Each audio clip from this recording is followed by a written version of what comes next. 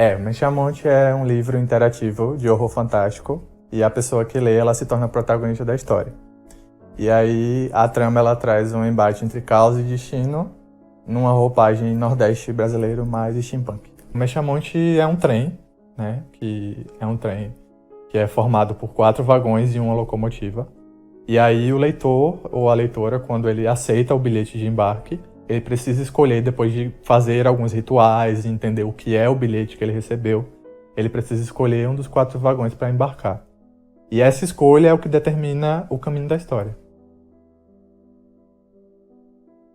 Então, o nome do livro ia ser Mexe a Morte, mas eu achei que ficaria muito explícito e muito pesado. E aí eu tive uma ideia de... O mecha vem de mecânico, né? Muitas pessoas também falam meca-monte, não existe uma pronúncia exata.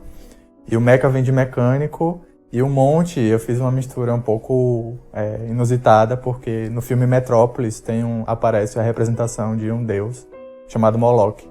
E aí esse deus, na mitologia, ele consumia pessoas nas chamas e como sacrifício, e o Mexamonte tem um pouco disso também. Então, assim, eu sei que parece que tem nada a ver, mas Mexamonte, na minha cabeça, parece com Moloch. Então, eu tenho essa semelhança. Então, pessoas jovens, principalmente jovens adultos que estão cansados da realidade desse mundo que a gente herdou de outras gerações que já vieram aí trazendo muitos problemas para o meio ambiente, para a sociedade. E é para essas pessoas, são pessoas que estão cansadas, tanto que o livro começa com esse apelo. Uma narrativa interativa é basicamente isso. Você vai escolher o que acontece ao decorrer da história. Então, a pessoa que está lendo, ela decide que caminho ela quer que a história siga. Porque sempre que a gente lê alguma coisa ou vê um filme, a gente está acostumado com uma história que já está pronta. Mas no Mexamonte eu meio que gostaria que as pessoas fossem coautoras da história, criando combinações e decisões que tornassem as escolhas da pessoa mesmo, seguindo ali aquela narrativa para construir histórias diferentes, né? Uma pessoa pode ler de um jeito, outra pode ler de outro. E aí quando elas juntam as informações, criam uma história maior. Então eu acho que é mais ou menos isso. Isso tem um pouco a ver com a inspiração, porque quando eu comecei a escrever Mexamonte, eu tinha a ideia de sempre pegar metrô. Eu morei perto da estação Ipiranga, que aparece no livro, e aí eu sempre via as pessoas entrando no metrô e saindo do metrô, e eu ficava pensando que cada uma daquelas pessoas tinha uma história, cada uma daquelas pessoas tinha uma vida, né? E eu gostaria de saber como era a vida daquelas pessoas para criar uma história em cima disso. Isso na minha adolescência. Então, quando veio a ideia, de fato, de criar a narrativa do Mexamonte, eu incorporei um pouco disso e decidi que contar uma história só, uma história linear, não seria suficiente para o enredo que eu queria trazer no Mexamonte. Então, trazer uma história interativa, onde as pessoas pudessem escolher vários finais diferentes, poderia me levar para esse meu desejo de saber, né, de acordo com as escolhas das pessoas e a vida das pessoas, o que aconteceria numa narrativa que já está pronta, entre aspas, mas que é o leitor, a leitora que vai fazer esse caminho. Não tem um jeito certo de ler, porque todos os finais eles são completos, né? Tem mais de 40 finais diferentes o livro, e todos os finais eles são completos. Cada história, se a pessoa lê 3 páginas, 4 páginas, tem um final precoce e é uma história. Ela lê uma história ali e ela decidiu que a história dela acaba ali. Da mesma forma, ela pode ler o livro inteiro e entender outras coisas. Mas todas as histórias isoladas, elas se iniciam e se completam. Sim, foi muito difícil, porque como o tema do livro tem muito a ver com destruição, apocalipse, né, que é a base do Mexamonte, é o apocalipse, é a mitologia do apocalipse. Criar vários apocalipses para juntar numa coisa só foi bem difícil de fazer, mas foi um desafio que no final eu gostei bastante. Olha, os comentários que eu mais recebo é sobre como o livro é diferente. A maioria dos leitores falam que nunca leram nada parecido. E quando eles começam a ler, eles estranham bastante. Ah, não estou entendendo. Mas aí quando chega na metade do livro, eles falam que é uma experiência que realmente é diferente. E é um diferente que traz novas visões para como consumir a literatura, como consumir histórias literárias.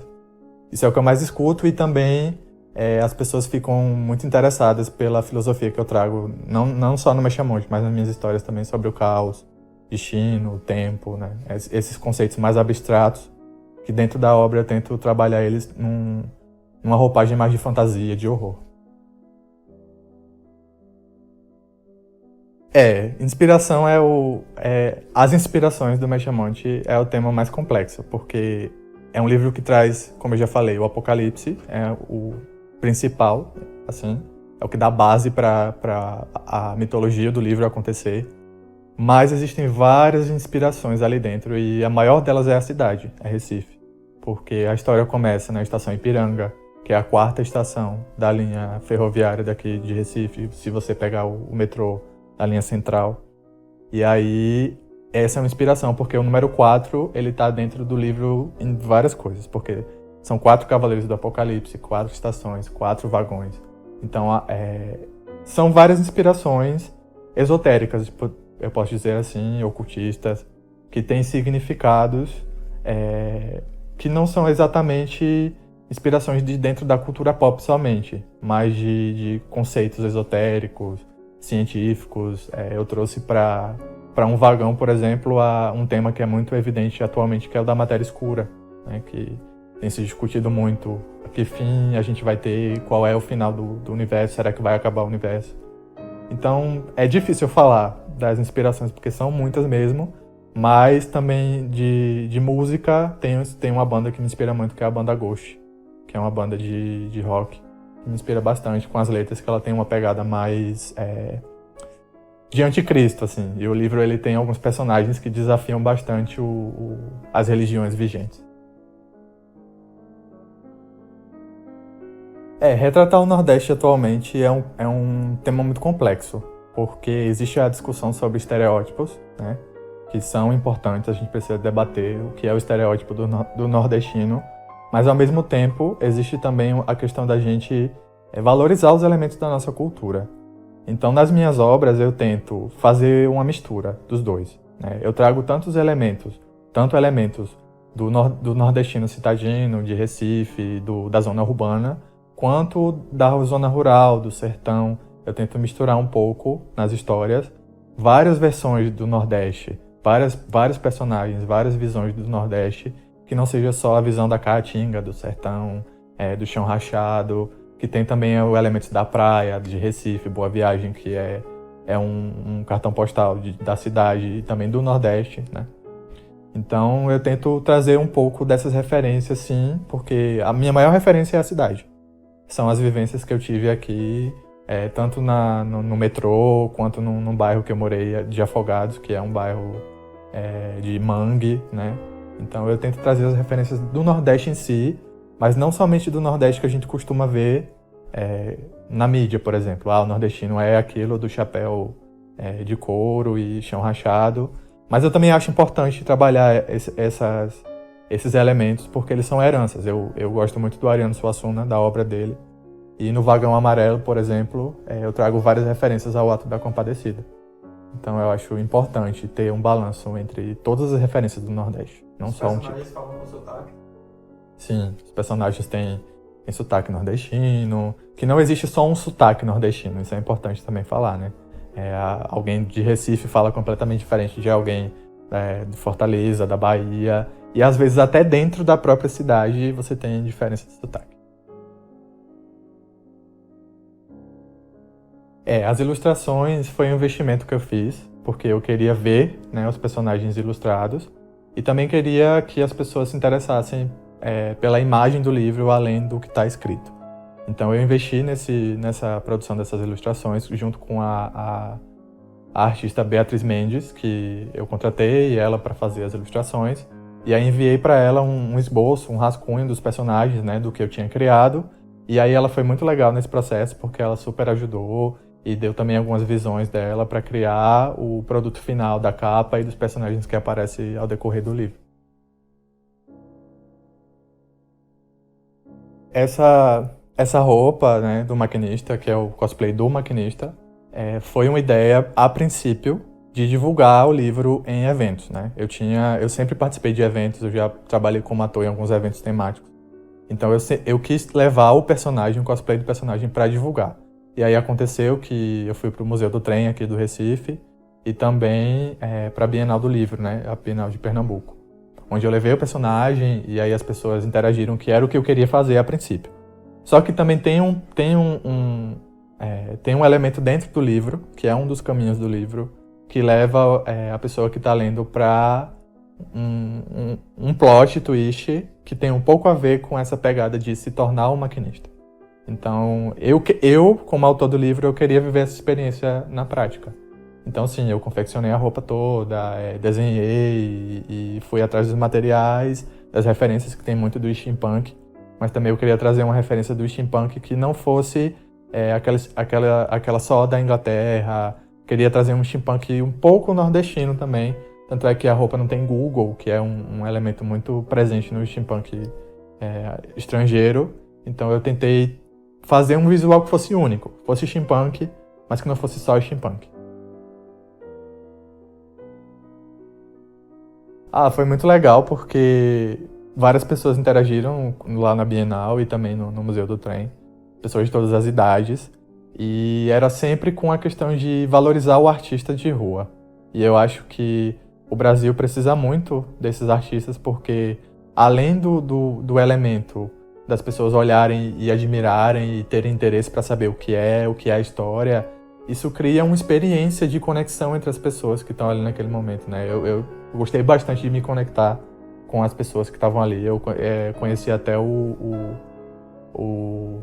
presidente da Academia de Letras, estava lá presente, então foi de Caruaru, foi interessante. É difícil, né? Porque eu sou suspeito para falar, mas eu gosto bastante do final, de um dos finais, né? São vários. Eu gosto bastante do final da Ares, que é o final tem uma parte da história onde você precisa escolher uma engrenagem, e aí essas engrenagens representam o destino, o caos e outros personagens que tem dentro da história. E aí quando você escolhe a engrenagem do caos, acontece uma coisa com você, que é o protagonista da história, que eu acho bem emocionante porque é diferente e tem vários significados incluídos ali, que eu acho que as pessoas que já leram e chegaram nesse final falaram que não esperavam, então eu acho que é bem emocionante. 2. Tem 2. Eu gosto muito do Mekael, que é do Vagão Branco. É um anjo que ele perdeu as asas e as asas dele foram substituídas por asas mecânicas do Mexamonte. E ele tem uma pegada muito anticristã. Então ele traz uns elementos, umas falas que são bem sarcásticas a respeito, né, dessa crença que domina a maior parte da sociedade. Eu acho isso legal. Muitas pessoas não gostam, mas eu acho interessante, acho válido para a história. E também a Solumbra, que é uma personagem que ela parece simples, é uma sombra, mas incorporada nela tem elementos de medos muito profundos. São medos de infância, medos de solidão, medos do fim do mundo. São várias coisas. Então ela é uma personagem que até os próprios personagens do livro, eles não sabem o que ela quer. Então eu acho que é uma personagem muito legal. Sem dúvidas, o Vagão Vermelho e a Estação Guerra, que foi muito difícil, porque tem um tema que eu não gosto, que é o tema de guerra. O segundo Cavaleiro do Apocalipse é o Cavaleiro da Guerra. E foi muito difícil escrever, eu escrevi ele várias vezes e reescrevi, porque tem cenas de ação, né, que são importantes, mas ao mesmo tempo existe a personagem que tá ali dentro, que é a Brutarda, que é uma espada que tem consciência própria, ela é uma personagem muito complexa. Você não consegue definir, por exemplo, qual é a filosofia dela. Se ela é uma ditadora, se ela é uma libertadora, você não consegue definir.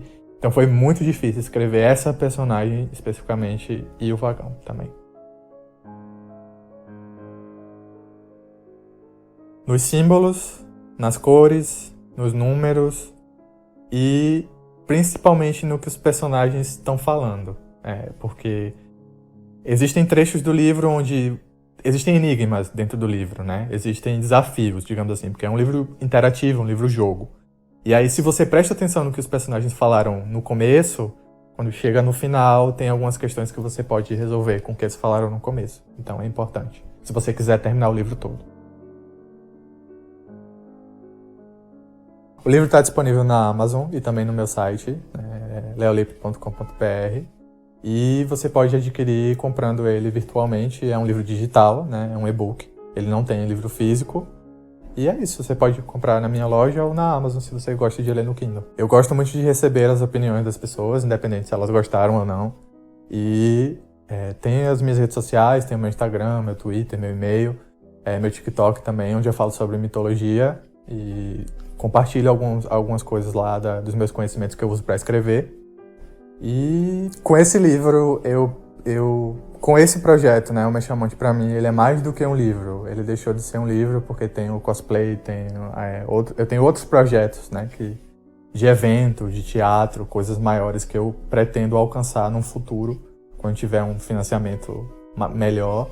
E eu espero que esse livro ele possa contribuir para o que a gente está vivendo hoje, né? Como eu falei, ele é um livro para os jovens adultos cansados. Eu acho que essas pessoas estão buscando respostas porque a gente está vivendo na pós-modernidade. Então é um momento onde é de se questionar tudo. A gente precisa questionar os políticos, os religiosos, os governadores, os presidentes, tudo. Porque a gente está vivendo numa sociedade que está muito problemática, que já vem de muito tempo. E aí, mesmo o livro sendo de horror e de fantasia, ele tem uns elementos onde você pode pensar sobre a realidade. Então é isso que eu espero, que as pessoas consigam encontrar esse valor no livro, que é a contribuição que ele pode trazer para a nossa sociedade.